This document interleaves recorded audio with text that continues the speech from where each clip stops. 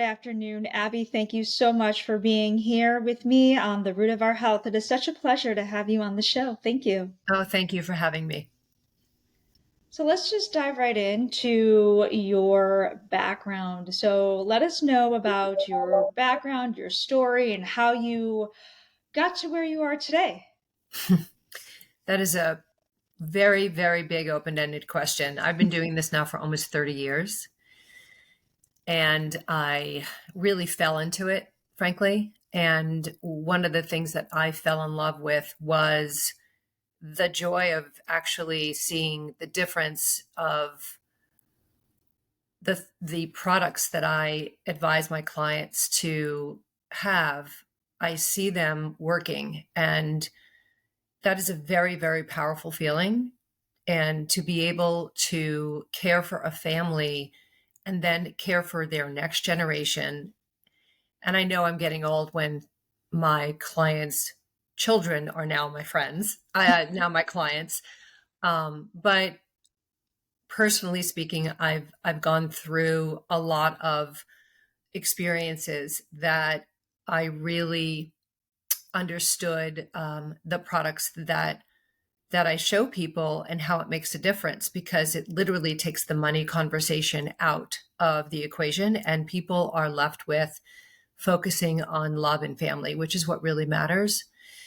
So I don't know where the time has gone, but I have a lot of experiences in this and I care deeply about the people I work with. I feel very strongly that my job is done after the products are sold.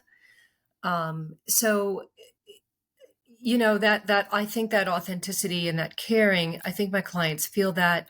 But I love what I do, and I've been doing it for a very long time. And now I'm giving back, and I'm mentoring more, and I'm doing more podcasts, and I'm doing all of these things. So, um, it's been a great career. It's also allowed me to have a balance, to raise a family and to have my own career, not a job, but a career.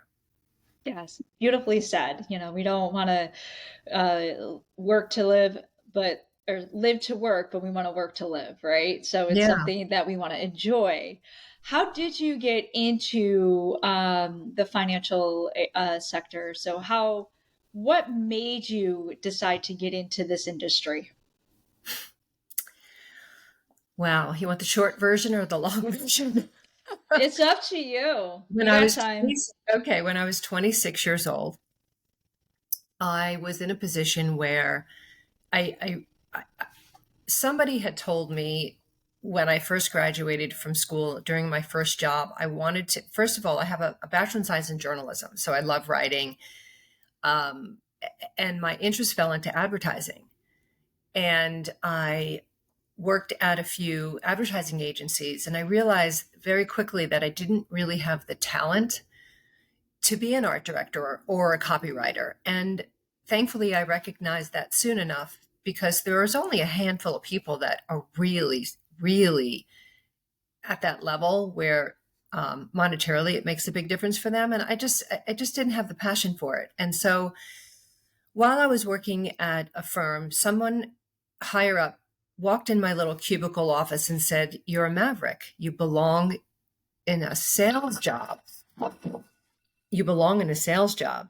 So I said, well, they won't hire me here because I need at least 5 years of sales experience. So how am I supposed to do that? He said, just go get yourself a sales job. And then a few months go by and I'm still hemming and hawing and very young. I was, I think, 20, what was I? I think it was 24, 25 years old at this time. And so I wound up getting a sales job at a women's health club because I'm very into health and fitness. And I just thought it would combine. I'm still like floundering here, not really sure. But trying to follow my gut with what I'm good at and what I enjoy. So I go start working at this mom and pop shop on 42nd Street between Lex and Park. I won't tell you what the name of the place was, but it was a women's health club, and I was in charge of helping bring in memberships. And they gave me a script, and I remember looking at the script thinking, this is so not me. And I had a hard time memorizing it because it wasn't me. But there were people coming in, and I would just automatically connect with them and get them excited about these packages. And then these catty women sales managers would take them in the back and they would sign them up and not give me any credit. And I thought, this is not fair. So I told mom and pop what was going on, and they said, whatever it takes to get the sale.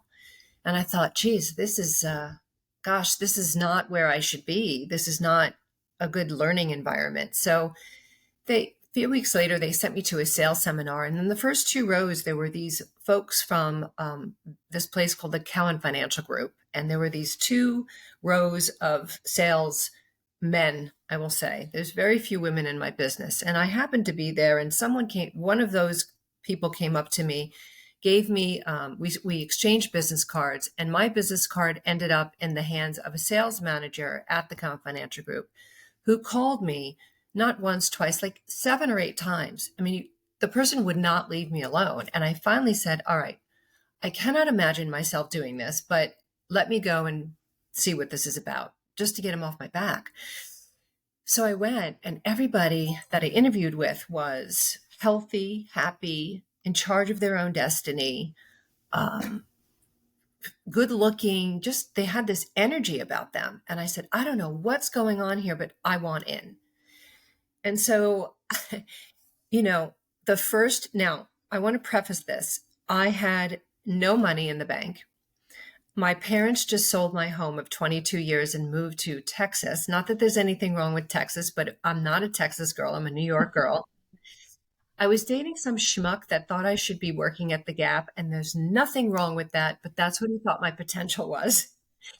And on top of all that, I was living in a rental apartment that was going co-op, so they needed me to move out. So this was like, okay, I have nothing to lose by going to this interview. So I preface this because my first year in the business, failure was not an option. It just wasn't. And I studied my butt off, and you need all these designations and tests that you have to take. So I did all of that. And in the first year of my practice, I placed the top five producers in their first year in their business in this industry, which is you only get one shot at that. So I was on Lifetime television. I was interviewed. I was, all these articles, and I bought that apartment that I was getting kicked out of. I bought it. I met my partner in life, my husband, and my work family. And so 30 years later, here I am. And now I'm mentoring other people, and it just really found my career. It was just really extraordinary. So I think that I just, when you're young and you're leading down a path, I have 22-year-olds. I have twins. They're 22, and they're just getting their first jobs. And, you just got to follow that path. You never know where it's going to lead. And so that's sort of what happened to me. It just kind of followed the path. And here I am 30 years later. That's awesome. That's an amazing story. And, Thank you. I kind of giggled a little bit when you were starting out saying that you worked for a gym or, an exercise facility as a membership. That I did that as well. Oh, you did? Yeah, for a couple years. And I felt the same way as you, like, this isn't right. And I was because I'm from Chicago. So I was downtown Chicago, and literally, like, we were supposed to work together, but you have a facility that's down the street. And of course, it's dog eat dog, right? It's like they come in, oh, well, I live down there. And instead of, okay, we'll share the commission or all of that. No, it was just, I'm like, this isn't me. I take care of the client or, the customer first Yep. versus having to worry about my lunch, so to speak. Yeah. So I mean, I get the idea, but you have to have that personality to excel. But I love that you said that follow the path, because you don't know what's going to happen. Keep yourself open, and things might fall into place, like in your case. So that's amazing. I love it. I love it. Thank you. Yeah. You never know. You never know. But let's talk about the finances. And let's bring it to where women. Why why are women still having a hard time with their own finances? What's going on? I know that we're better in terms of holding our own at certain times, but why is it still so hard for women to make it on their own? I think one of the core questions that is very helpful for getting under the hood with how I'll say people, but in particular women, feel about their relationship with money. And that's actually a better question. The question is, what was your relationship with your parents with money? And how did it affect you?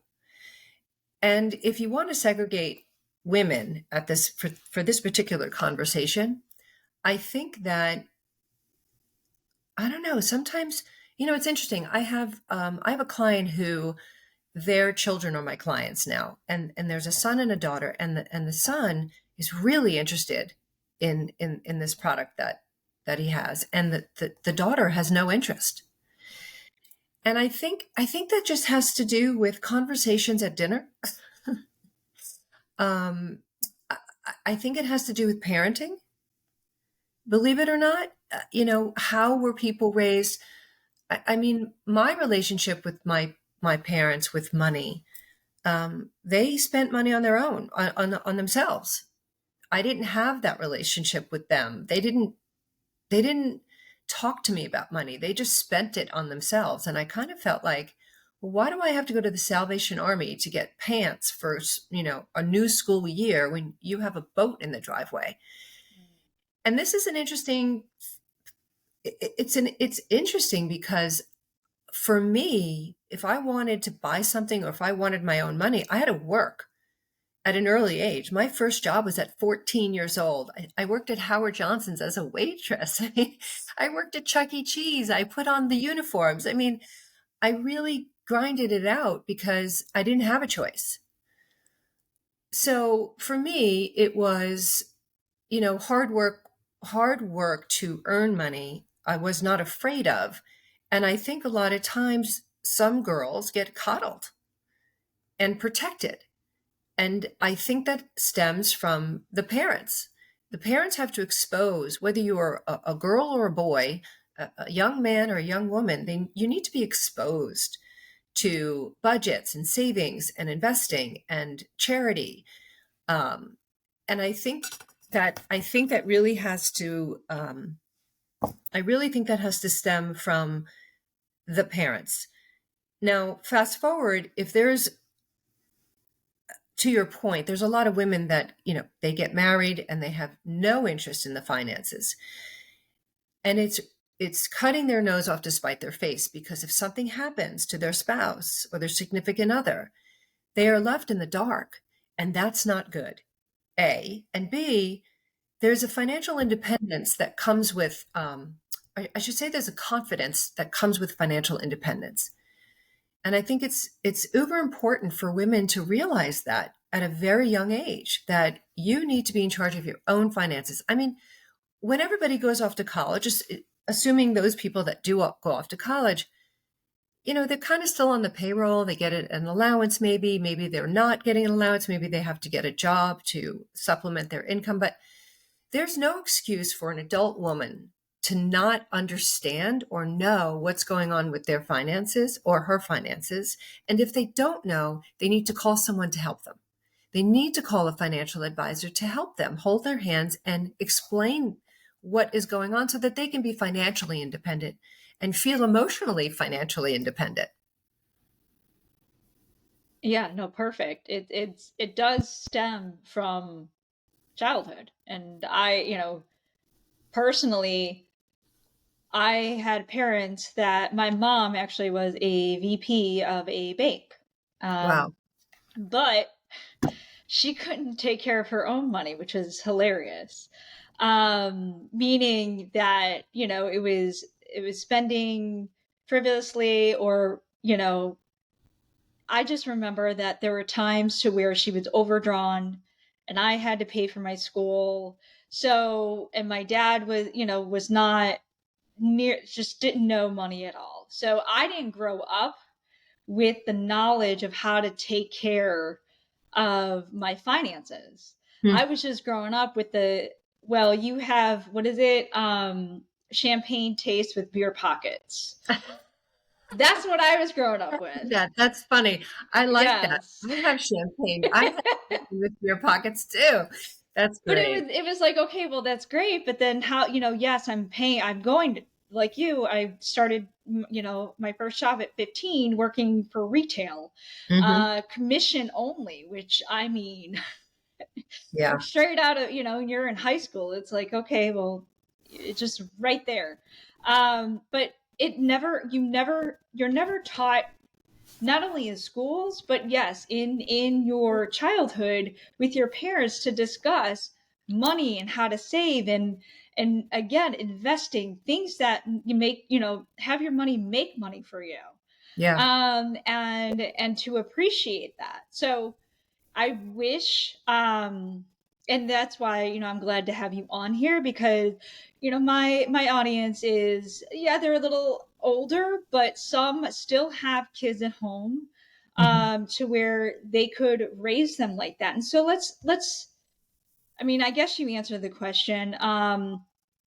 You actually answered it, because I was going to ask, how can parents teach the children, but you already answered that question. Teach them young. Well, I'm going to give you. I'll give your audience a little idea that that we had fun with in my home. We told our children that we were planning a vacation. We gave them a budget, and we had them do everything, soup to nuts, airline, hotel, activities, restaurants, everything, because they were, number one, working together for a common goal, which is important when you're with a partner or someone that you're working towards a common goal financially. Number two, what it did was they saw the prices for everything and they had the budget. So they needed to present it to, they needed to present three different locations that they wanted to go to.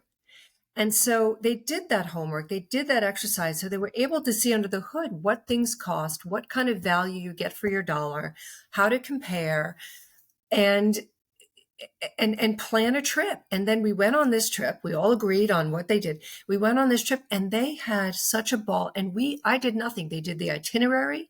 They did everything. So it taught them a lot about working together with your family, working within your budget, educating them on what things really cost, and having them appreciation, I think, was the greatest gift that came out of that exercise, because they appreciate that money doesn't grow on trees, right?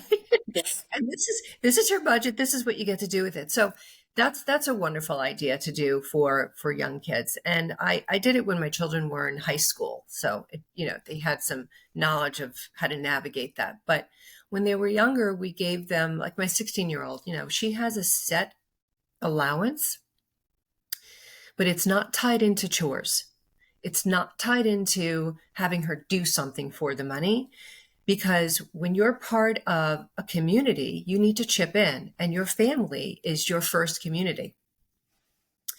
So the allowance is never tied to chores. She does those chores regardless. But the allowance, we say you can use it, you spend it, save it, invest it, or give it away. It's your decision. You decide what to do with it. That's all you get for the month. If you run out, sorry. And one month there's been a few times she's run out, and I actually get a Venmo for like $16.17. I'm like, what, from her? I said, what is this? She says, oh, I went over my allowance and I owe you the money back. Yeah. So in my mind, I'm going, well, if you went over, how did you get the Venmo money? Yeah, exactly.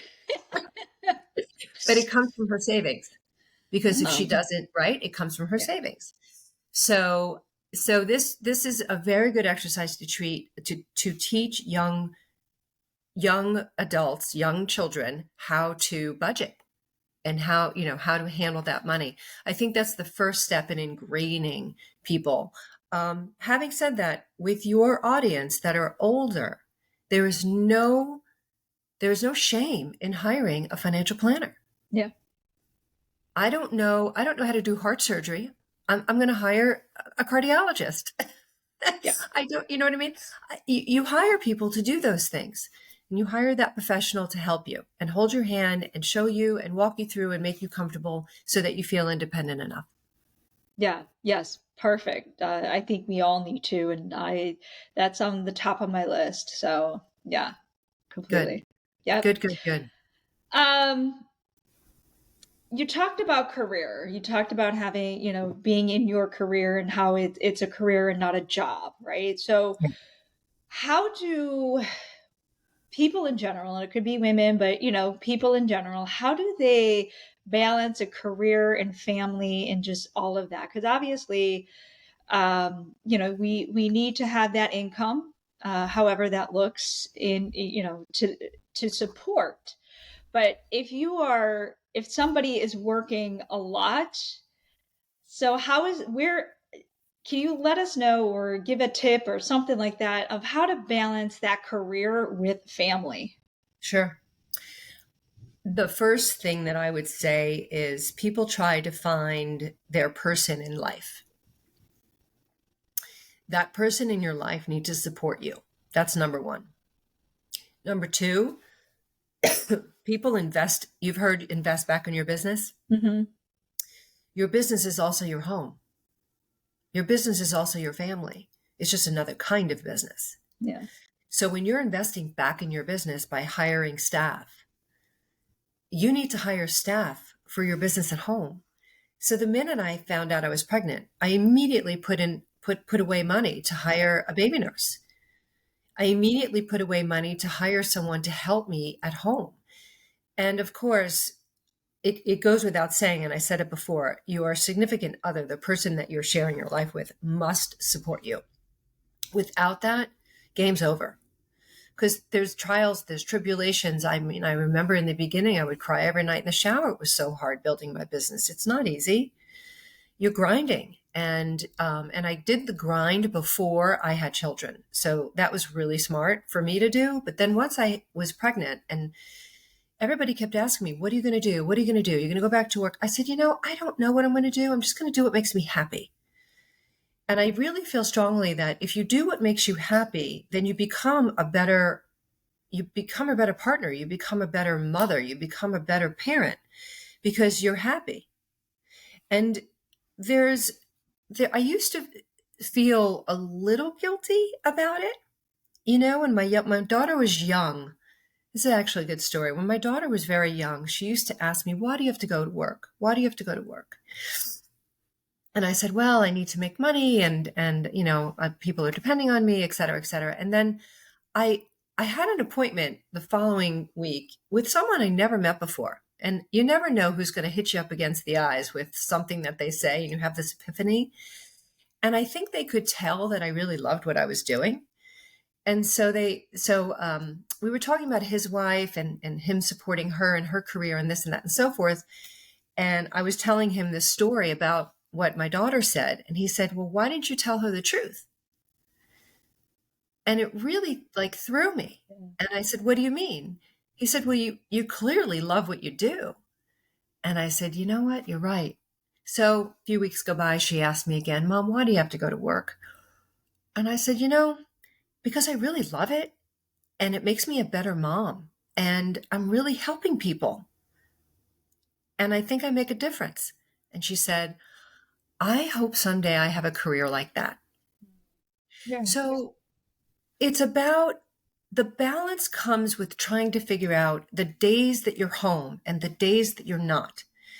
I chose Tuesdays and Thursdays to get dressed and go into the office, go and work and focus. And I was more efficient and more effective by doing that because I had a great staff and I had great support at home.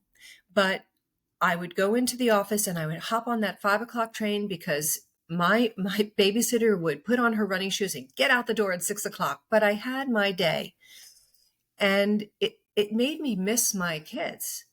And then I spent the day at home on Wednesday, right, and doing all that stuff with the kids. And then by Wednesday night, I couldn't wait to get back to work.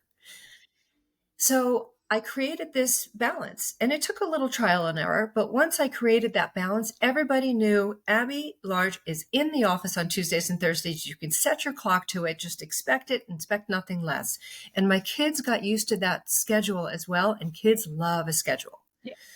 So it just worked, and it gave me the best of both worlds. And I felt like I was leading a double life, because there were a lot of women that I was friends with when I was dropping my kids off at school, and I would one day drop off in regular clothes and then another day drop off in a full decked out suit, and people were like, what do you do? Like, what is this? It was like Wonder Woman, changing it. Yes, exactly. Doing a spin and whew. Yeah. So that's how I created the balance. A lot of help, a lot of support, delegating, delegating. Yeah. And I think that a lot of people have problem giving up control over what they're doing. I gave up control with a lot of things, and I just focus on what makes me happy and what I Yeah. do best, Yeah. and Uh, delegate the rest. I love that. That kind of rhymes. Yep. Yep. Yeah, I completely understand that. And also I think boundaries is another, thing that we Yes. need to kind of put in there as well is we all want to do everything and we can't be everything or everywhere. So having the boundaries, understanding that, things can wait, people can wait. If it's like you said, if it's not something, well, not that it's not something that you love, but just understanding that that balance will have to ruffle some feathers there, right? So people are not going to love the word no, but it's your life and you need to be happy. So having that boundaries I think that the answer to that conflict is setting expectations up front, yeah, up front. yeah, You can set your boundaries, but preface it by setting expectations. yeah, And I think it negates that guilt that comes with setting the boundaries. Right? There shouldn't be guilt. It's a toxic energy. yeah, So I think once you are, look, if you're kind and respectful, we have a saying in my home. It's an acronym, RUA, RUA. okay, I don't care who you are, what you are. Everybody wants to feel respected, appreciated, and understood. yeah, So if you go through your process by which, you're setting expectations and boundaries, as long as you respect, appreciate, and understand, seek to understand before you're understood. These are like the guiding principles of just basic boundaries, or setting those boundaries. I think there's rules, I think, in my mind, of setting boundaries. There's a yeah, way to do it, and there's a way not to do it. yeah. And I think that's the way to do it. Perfect. Perfect. I love that. So let's shift it a little bit here. So a little bit of a story. My mom passed away about a few months ago. Oh, I'm sorry. Um, thank you, thank you. But my brother and sister-in-law, they had power of attorney, and they took care of her through hospice and everything else. Obviously it's circle of life, right? Everybody, we have aging parents, we have aging family that we have to take care of. Mhm. How can we set, I mean, they were fine in terms of they had their own business, things like that, so it's they were fine to take care of her, but a lot of people are not set up financially to take care of aging parents. What is the first step that we can do to be able to be successful in doing that, and not having to be so stressful in Hmm. addition to taking care of an aging or somebody that's dying? Yeah. You know, that's called the sandwich years. Yeah, So you're taking care of your children and you're taking care of your aging parents. I would say the most important thing for families to do is to make sure that you have protection products in place. Long-term care insurance is a huge thing, and most aging parents don't have it. And it's interesting to me because when I hear stories of people taking care of their aging parents and how difficult it is, it's the the money is almost glaring. It's like because it's so expensive to take care of someone, and if you're not hiring somebody on a 24/7 basis, which is in in New England area, it's like $720 a day for 24/7 care. Yeah. Most families can't afford that. And so what happens is they wind up depleting assets. They deplete those assets so that they running out of money, and then the kids are winding up paying for everything, or they deplete their inheritance, right? Yeah. So there there are products that can be put in place like life insurance and long-term care insurance because these are products that take the money out of the conversation. I remember when my dad was in hospice and I was the one that was paying for everything. My mother, my father, my sister, they didn't have the kind of money to pay for 24/7 care. I was going there, I was doing everything physically. Remember, they moved to Texas, so I was traveling. I was paying for airfare, I was paying for all hotel, I was paying for everything. And it was a lot of money. But my husband and I were smart. We took out a life insurance policy on my dad years ago. We paid for his long-term care policy because we knew this day would come. Yeah. And so what happened was we all that money conversation, which breaks families in two, it is the most toxic conversation to have because it comes with all sorts of bad feelings. And if you prepare and you speak with a financial planner about these products, about how they can help alleviate that stress, because you're going to take care of your family.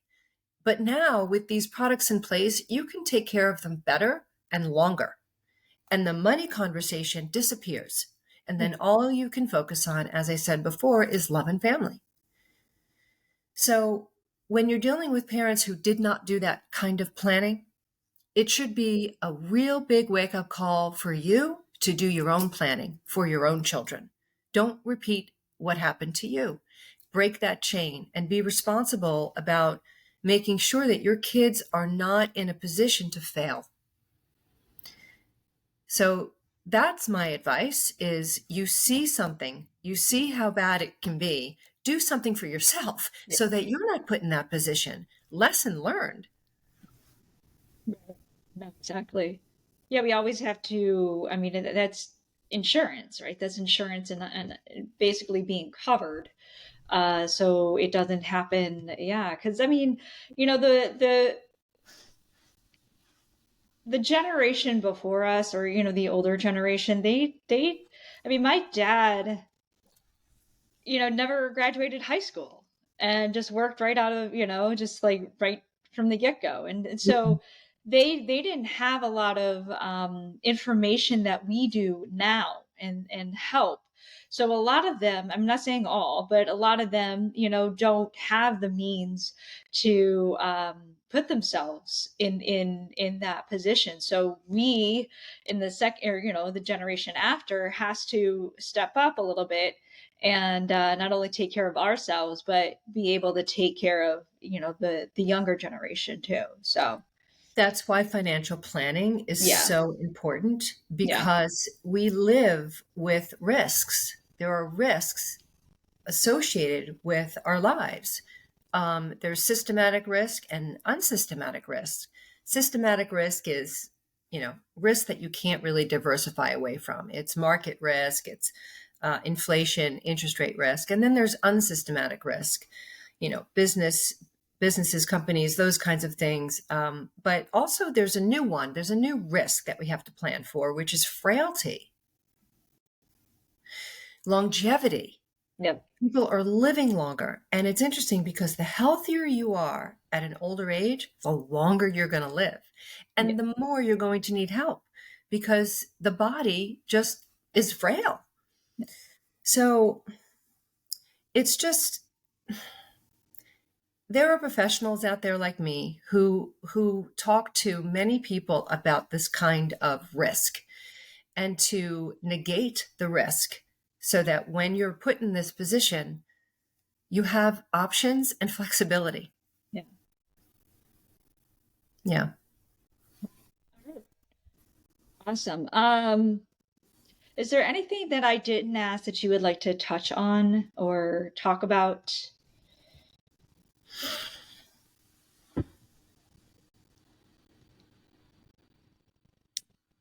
I don't know.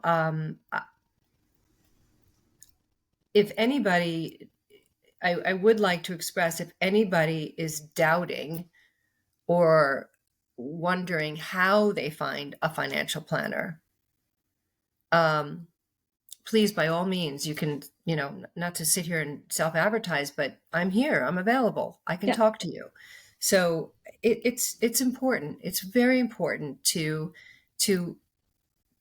get assistance if you don't know. It's okay not to know. It would be it would be not wise to not pick up the phone or research who to speak to about a problem rather than avoiding the problem. You need to face it head on. These are uncomfortable times, uncomfortable conversations to have. But you know what? You got to be a buffalo and head into the storm. Yeah.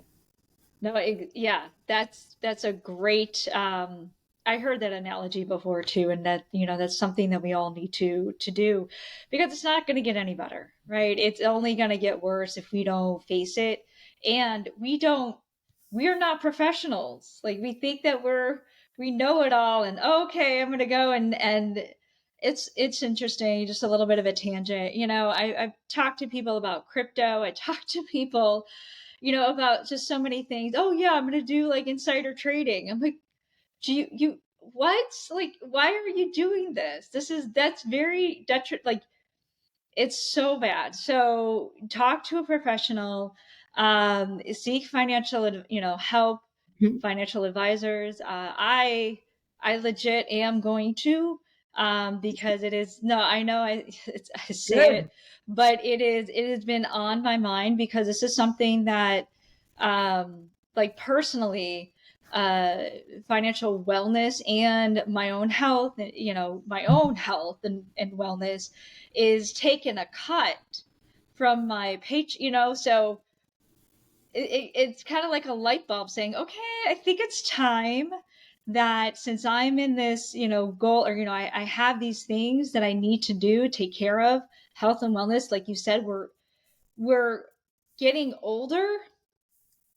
But we are also, we're not, even if we are healthy, we're actually, a lot of us are not healthy when we're older. We're sick when we're getting, 70, 80. So we need more care, health care, which is something that I'm trying to be against, is let's live longer, healthier.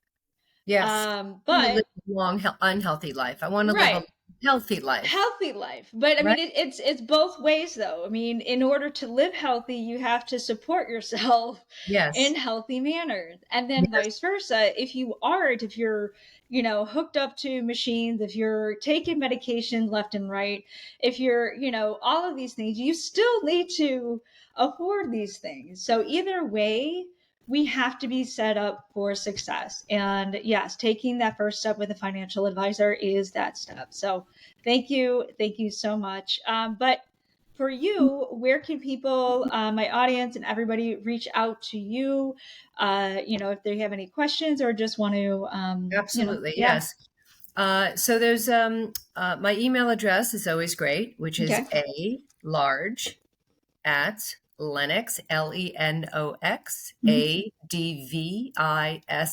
Advisors.com. I'm also, you can find me on the Lenox Advisors Incorporated website. Just go into the search area and just type in my name, ABBE Okay. LARGE. And of course, you can reach me on LinkedIn. Awesome. Yep. And all of those, Yeah, yeah. Message yeah, me on LinkedIn. Yep. yep. Hmm.